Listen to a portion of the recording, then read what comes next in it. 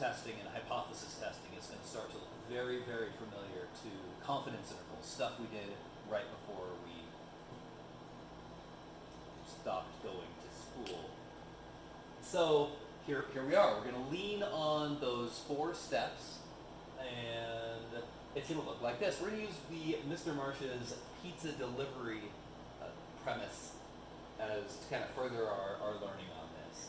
Well, it turns out that there was so much concern about my late delivery that folks started keeping track. A sample of 30 was taken, a random sample of 30 was taken, and it turns out the average delivery time of those 30 deliveries was 22 minutes. It had a standard deviation of 5 minutes. That's to say the average difference between delivery times was 5 minutes. So let's just kind of go through this process in using our 4 steps to guide us. Population, what are we talking about? We're talking about all the deliveries. Parameter, what do we want to figure out? What is our hypothesis about? The parameter here we're talking about averages. It's the true mean, the mean time. And we can say that that's in minutes. Mean time in minutes. What's my null hypothesis going to be? Well, the original claim was that I could deliver pizzas in 20 minutes. So that's my null hypothesis, that the mean is equal to 20 minutes. My alternative? You're thinking I'm slower than that, so you're saying the mean is going to be greater than 20 minutes. You'll notice that hypotheses are about the parameter, the mean, not the statistic, x bar. It's not about our sample. We're not putting a 22 down here. It's about that original claim, my original claim, and that claim refuted.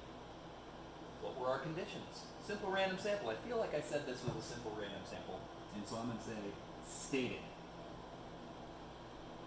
Was it normal? Well, it wasn't stated that the distribution is normal. Maybe people live farther away. It might be skewed somehow. But we did take a pretty darn big sample, and so the central limit theorem kicks in, helping us out because it has a sample size greater or equal to 30. So it's made normal through the central limit theorem. How about independence? All deliveries. That's my population. I wrote that right there. All deliveries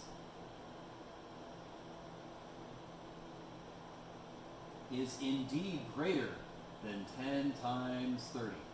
Very successful, booming pizza operation. Even though my delivery time is questionable, there's been more than 300 deliveries. Okay. Step 3, calculations. This is the new stuff we're talking about, test statistic and p-value. So our calculations, you've seen these before as well.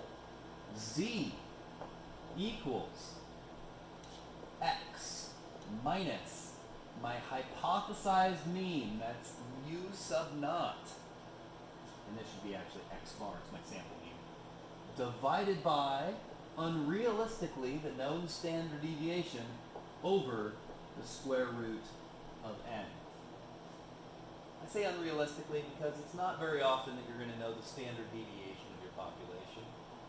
In the future, we'll use t instead of z. We've used that before as well. And we're going to use the sample standard deviation there. That'll change in the future. So again, z.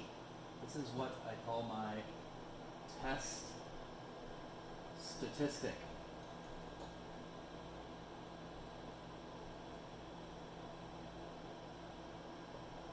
My test statistic is the sample mean minus my hypothesized mean divided by the standard deviation over square root of my sample size. As a note, values further from 0, the further from 0 we go, 0 is my mean, right in the middle of that normal distribution, the further from 0 we go, it increases evidence against